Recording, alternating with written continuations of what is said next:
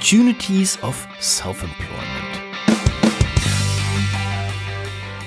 Welcome back in the Live It, Lead It podcast, the podcast for the successful leaders around the globe. Greetings from Europe. I'm your host, Olaf Kapinski. This episode kind of extends the last episode. The last episode was I were discussing the future of work. There was its headline, and if being employed is the future of work, or if self-employment is the future, and so on and so on and so on. And huzzah!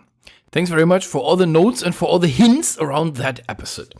And I believe before I'm just answering them now one by one, I just put an additional episode into the RSS feed. Opportunities of self-employment. And let me clear out my view to the world on this one.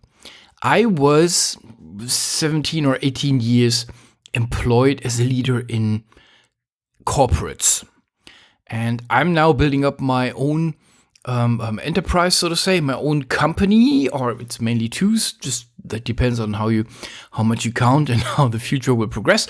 But I'm just entrepreneuring around. So, and from that point of view, I have a very specific perspective on how this can be done, what can be done, and what opportunities we have. And given that I've received so many emails around, this is episode number 18 now, and I've received 8 emails on that from really around the globe. Thanks very much for that. Let me share my ideas on that. This is for the folks who are in countries. Well, it's mainly I have my avatar in my mind, and you sit in a country that has a little bit lesser labor costs than the so-called industry countries, like European Union, like North America, like, I don't know, maybe Canada, Australia, Japan, those type of industry countries. And I believe the other countries have a huge benefit due to the connection, or what is connected to lower labor costs, lower costs of life. I mean, I sit in Hungary now, and I can see that the costs of life here in Hungary are cheaper than in Germany. That's not the reason why I'm here, but it's a very, very nice side effect. So, don't stare at the countries where they pay more and ignore their much higher costs on everything. The point is that, as I said last time, now we have the internet as the universal connection media. So work can flow. I mean, work could flow even before the internet, but let me get to my internet idea at the end of this episode. And I thought about this, how do I structure this? And I think I can see, let's start with the need, and then we go through 3 options, so to say. So the need is every company and every entrepreneur and everybody who produces something for other people has one need. And the need is make your product better. The question is, obviously, what does better mean? I said better, not cheaper. There's a big difference between better and cheaper, because better can have different dimensions or have multiple dimensions. Cheap is one dimension of it. Yes, there are enough people who like cheap stuff. On the other hand, there are enough people who like high quality stuff. Some people want it quicker, like faster, delivery time. This is the average project triangle of death. You have the 3 dimensions. It's cheap, or the price of the project is the 1 dimension, lead time of the project is the 2nd dimension, and then the quality of the product is the 3rd dimension. And usually you can only reduce 1 or 2, but you can never ever reduce all 3 of it. I think if let's park this for a second, or for another episode. So additionally, on products, especially when it comes to the so-called 2C products, to customers products, is it's maybe a flavor of the quality, is the image that is produced or is delivered with that product. Image, like, car industries, they don't sell technology, they sell image. They sell a spirit around their cars. Lots of people want to have an Apple phone just because Apple has has this created this spirit around their products. So, better. Everybody who delivers something to somebody else aims for, well, in bracket, should aim for, make the product or the service better. That obviously means I understand what my customer treats as better. If Apple aims for cheap, then I would say, maybe not the right direction. So, in my personal development courses, when it comes to optimize your calendar, I always talk about 3 tasks that you have to do, or 3 filters that you have to put on every task that comes along. So everybody complains, I have too much to do. And I say, okay, before you deal with that job that is now tasked, crush it through 3 filters. Filter number 1, or question number 1, try to eliminate this. Just simply eliminate it. If that doesn't work, try to automate that task. If that doesn't work, try to delegate that task. This is the 3 questions that every job that comes along needs to survive before you start working on it. If you don't ask these 3 questions to the job, your problem, there is a big field of improvement. So, it's kind of the same, or we can start at that when it comes to optimizing the products. So, how can we make a product better? We start with, can we eliminate something? Well, let's start with the work around that. If we talk about we want to make our product and our services better, then we can say, okay, how can we make our work behind that better? And the phrase work here means really everything that we need to deliver this product or this customer or the service to the customer. So make work better. Number 1, we can eliminate the work. Yeah.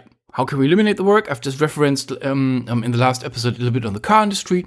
You can just simply, in the development process, simplify the product without any functional or whatever reductions. You know, it's possible when you just think twice about what you do before it.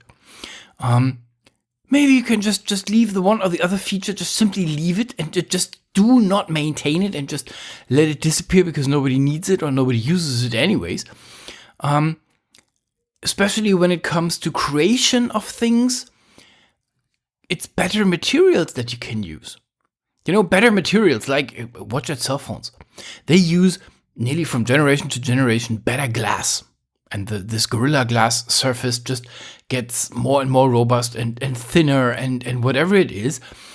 Incredible. This is done so that when you compare a cell phone from nowadays with one 5 years ago, then you see what I mean. You can eliminate work with simply using better materials, for example. Better accumulators. They get smaller, they get lighter, all of that stuff. In IT, when I started, it was common that we had file servers in every branch office. And I really mean every branch office. I then decided, in 2002, we don't put file servers in the 5-people branch offices because this is just kind of ridiculous. But back in the days, I spent, don't let me lie, somewhat beyond 1,000 euros for an ISDN line. 1,000 euros. So there's, the one comes with the other. Make work better means try to eliminate it more and more and more. Today, nobody runs file servers anymore, apart from the if you have really an understood need or you're a bit old school. Storage goes into what the amateurs call the cloud. Nobody runs its own Exchange servers anymore because it's much cheaper than you ask a bigger company to run your emailing environment and so on and so on and so. So all of those things. The intention of all of those things is reduce work, make your product better. So second question when it comes to work, can we automate it? And we can more and more automate it. That was one of our main theses from the last episode. Can you put a robot on it that is doing it? Robots become cheaper and cheaper and cheaper. And when you look at, what's the name of the company? KUKA. Yes, when you look at KUKA robots, what they can do, Huzzah! We are heading towards Star Wars. This is impressing. I'm saying impressing. I'm not sure if this is good, but it's impressing. We can. I mean, automate things, you can see the result of it. Maybe you have installed, you have some history on, detail, installing a certificate on this damn Internet Information Server from Microsoft. This is what they call a web server. And that thing, in the 2003 version, that was a pain in the backside. And nowadays, it's just, it's just as it used to be. So all of that is automation and elimination. Make work better, use stuff that doesn't require that much effort. Delegation, to stick to this, to my 3 filters, delegation works in a way, and I'm referring now to the Amazon example from episode 17, which you can read on livedlead.com/li, episode 017, or you just simply click backwards on your player. Like in the personal optimization classes, I can see here's this piece of work. You try to eliminate it, doesn't work. You try to automate it, doesn't work. You try to delegate it, doesn't work. Now you have to deal with it. And as I said, how to make it better? Reduce the work, whatever reduce means. And I'm now trying to explain this from the side of my listener's avatar for this episode. For you who are wanting to do your own business, or wanting to not necessarily do your own business, but start your own business, even sideways next to your full job. I try to give this a little notation for you, and this is we are now going into the let's say 3 categories that I can see. One category for you is, or one option for you is, after all that I said, is you can wait for the work. So as I said, the company offers a product or a service. The company wants to make the product better. The company wants to reduce the work, tries to eliminate, automate, delegate. This doesn't work. Now they are optimizing. One option that they have is to outsource this work to another company. The beauty of outsourcing is that usually outsourcing companies, not mainly, but often, they either completely sit abroad when it comes to industry countries, or they have strong branch offices abroad in cheaper countries where labor is cheaper. And the benefit of that for the company who sources this work out is it reduces complexity. You do not need to fiddle around with all the details because you give it to someone. And it's regardless if it's the famous and often stated IT service desks, or if it's, the production of tires or whatever it is. It's always the same. It's reduction of complexity. Here, Mr. Outsourcer, here is money. Here is my delivery date. And here is the doors where I expect your truck in delivering me that tire, or just this is the phone line. And when somebody calls on that phone line, you just pick it up and help them. So as easy as that. I don't need to fiddle around with anything that's behind that. This is the beauty. An additional thing is, usually those outsourcing companies don't only deal with one customer. Usually they deal with a ton of customers, and because of that, they are just cheaper due to their higher volume that they create. Well, volume that they create. You know what I mean? Due to the higher volume of the service that they deliver or that they create. When I create only, it's common sense that we have tire companies on the globe and that we have car companies on the globe, and not every car manufacturer produces its own tires, because that's simply just not reasonable. They don't scale enough. So this is outsourcing. Another thing is the beauty of outsourcing is you have no impact on anything, and you just simply pay money and then you get what you paid for. And this usually doesn't work I haven't seen it working, at least in the IT, I would say at all, because IT usually does more than everybody thinks. So a little sidestep is offshoring or nearshoring. That means I don't give my, let's talk about IT infrastructure, because this is what I know. I'm not giving it to a big vendor and say, okay, run my IT infrastructure, and then I hope that the person that I fire at the end of the year, because I don't need him anymore, and I hope that he made a correct list of what he and his people were just doing. You see the gap in that. I just say, okay, let's found an own company abroad where the money costs are a bit cheaper, and then we hope that we have more control over it. So we found our own service company, our own service center, in where the money or where the people costs are a bit lower. Those are the options that I can see who are important for the rest of this episode now, which I'm doing for you when you think about founding your own business or starting your own side-by business. Sure, obviously, companies have the whole magic of optimizing their products. I mean, this is just, this is what German car manufacturers, or German machine engineers are awesome at: optimizing products, optimizing processes. So, but as I said, at some point in time, the work will just be given either to an outsourcing company, or maybe they offshore it or nearshore it. So, and this is where you come into play. And I'm now knowing, I know that I'm saying the next sentence, knowing that you know that I have created a service desk here in Budapest, which is, when you look from Germany, a cheaper country. That's not my recommendation for you to go. Not at all. Because I just only brought my service desk to Hungary because Hungary was cheaper and cheap enough.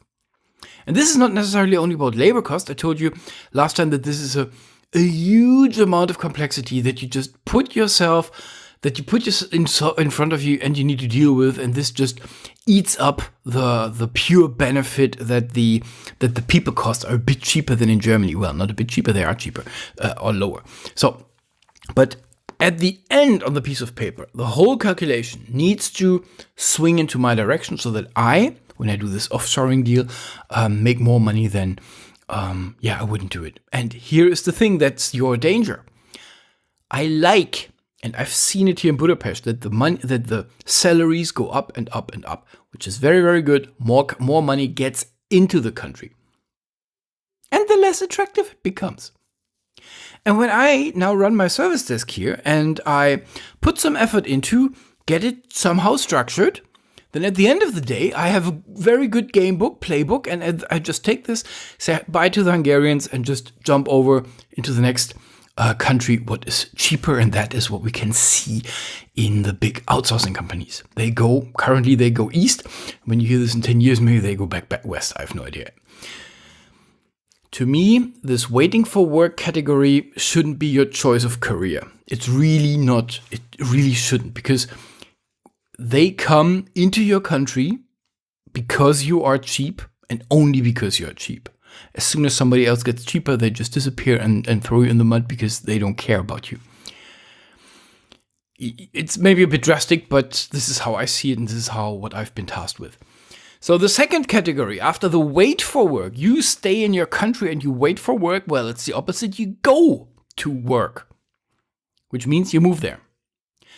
And moving is always it's really always a pain. It's regardless if you move into another country or the company moves into your country. It's pain by both sides. I know that a lot, well, maybe even the majority of the highly educated Hungarians work abroad or plan to work abroad. Well, thanks to this, they call themselves a government, but thanks to those stupids that rule this country here, and well, maybe they ruin it. I don't know. But it goes. In the European Union, you can work wherever you are. Or wherever you want. So when you have enough income, you just go there and work there, and that's what you can do. So that's the beauty. And I know this is, well, very rare on the planet.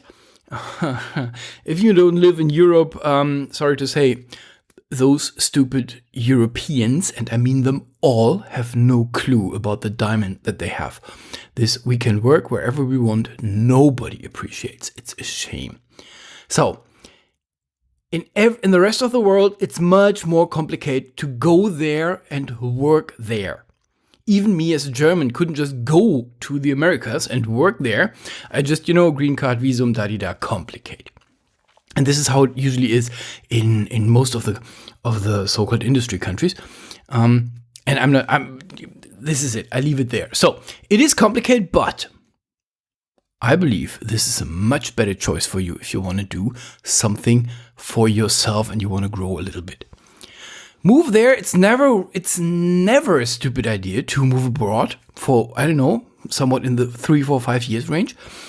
Can be nice, can be a pain. You wouldn't be the first person who get divorced abroad. Don't push it that hard. I've been there. Don't push it that hard. Or maybe you push it that hard, your decision. But it's always a good one for your CV. Learn the language, you learn the culture.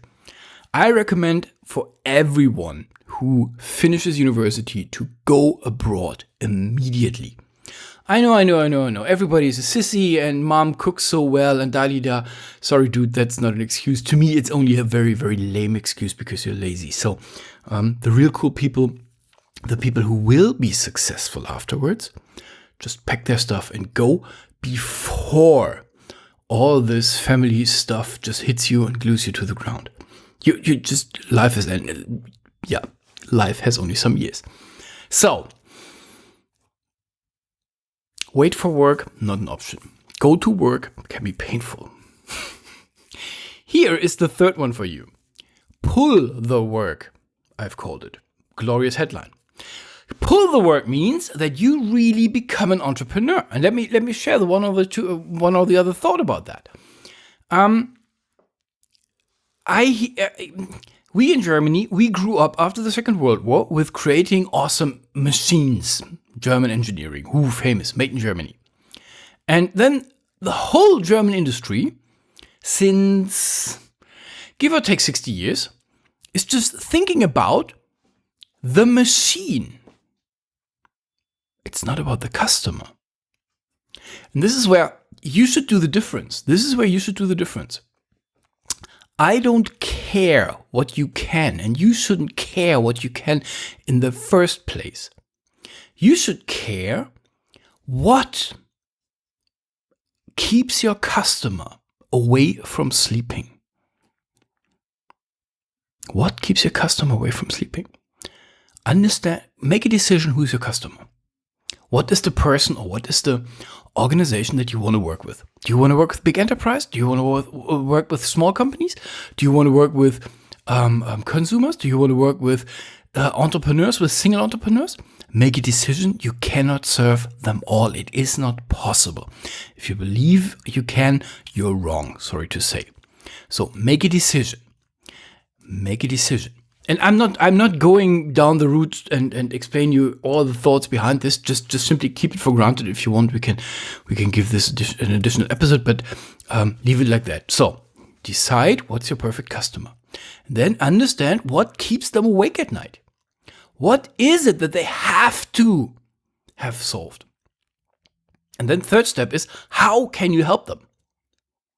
I do not care if you are a genius in PHP. Sorry to say, nobody cares. Nobody hires a PHP programmer. And now I can see you. Nobody hires a PHP programmer.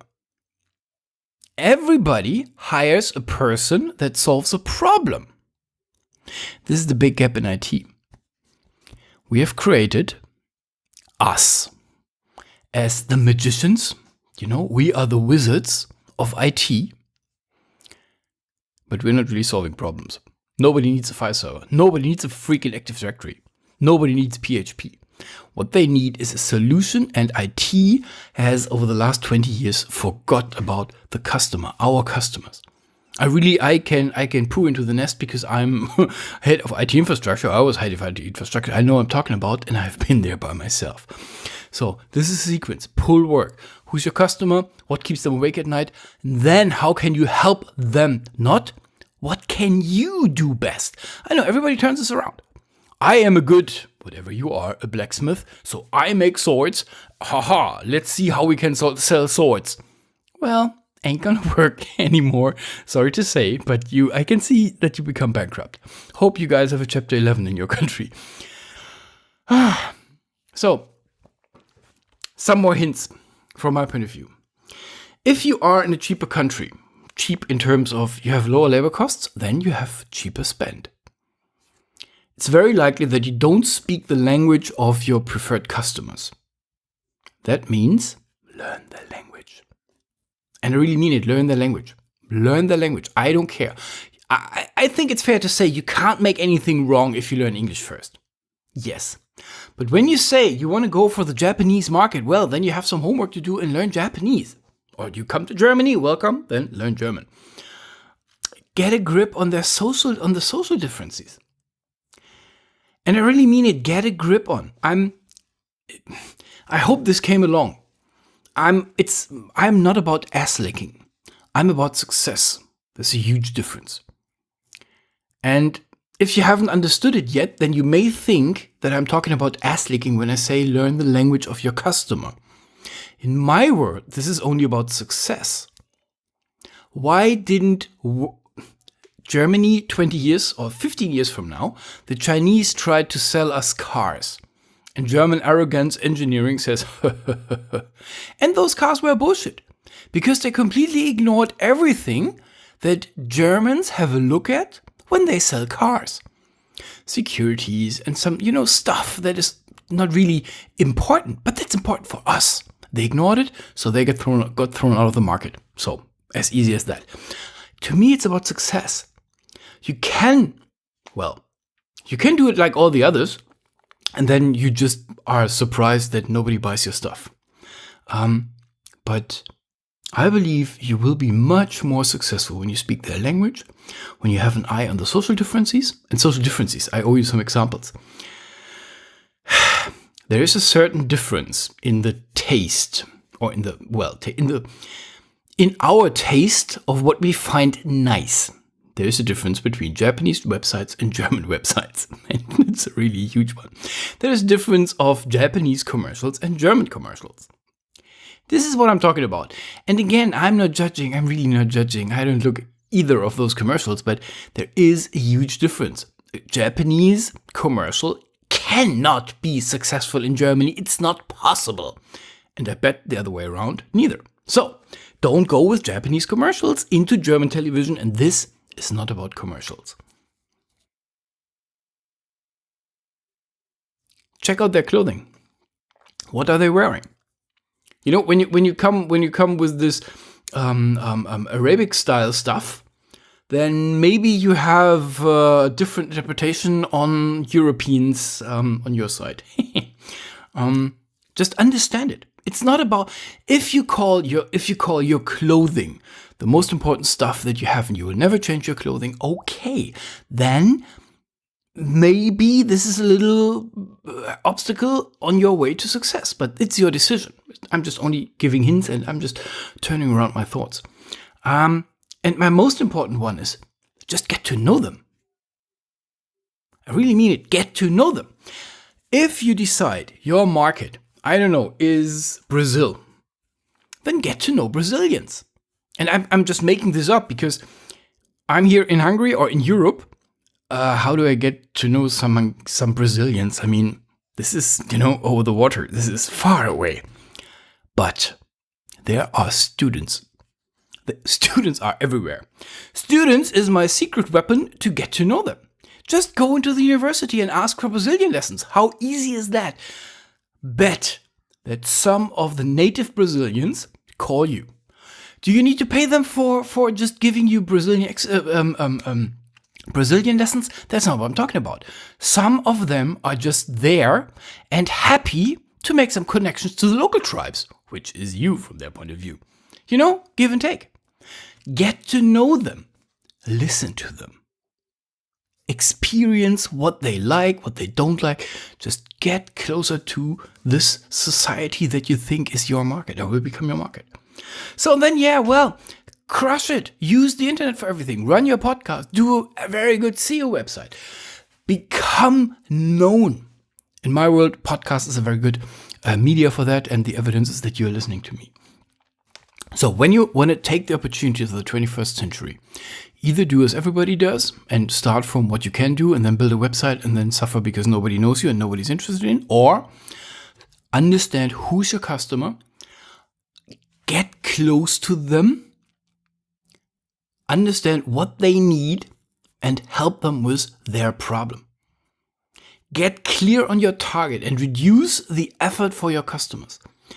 Reduced effort for your customers means just my example, if I sit in Germany and there is someone writing me an email in broken German and the signature is in, using the full big chunk of the alphabet, but not my alphabet, and it's some email address somewhere on the globe, and it is offering me website design services. I simply don't need to read this email when the headline is wrong. So everybody does it, I understand that, and it doesn't work, but it doesn't cost anything, so it takes them a while to understand that. My recommendation to you is make it different. Reduce the effort for your customer to trust you. Speak their language, behave like them, get an email address from them.